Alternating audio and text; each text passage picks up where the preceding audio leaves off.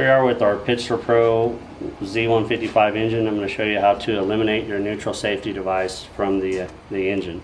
The reason for eliminating the neutral safety device is to minimize side-to-side movement in your shift drum and improve shifting.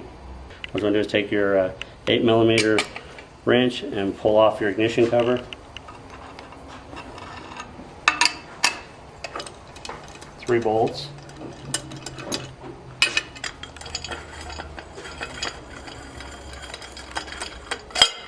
After you pull off your ignition cover, you're going to want to get a Phillips screwdriver. You might need a Phillips impact driver to break loose the retaining bolt.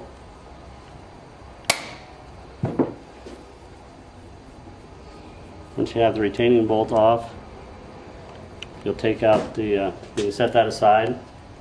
Then you'll take out your neutral safety switch. You might have to pry a little bit with the screwdriver.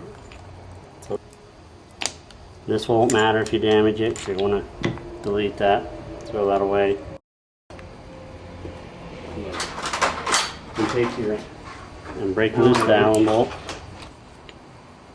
And pull the Allen bolt and the entire neutral safety device out of there.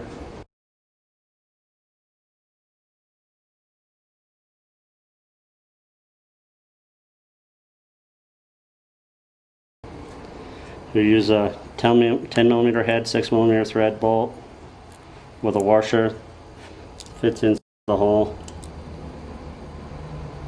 Set that in. Tighten that down.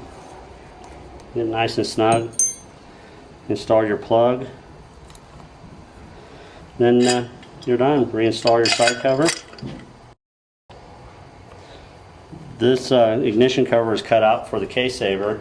If you do not have a case saver, you're going to want to put a spacer in there so you do not damage your cover.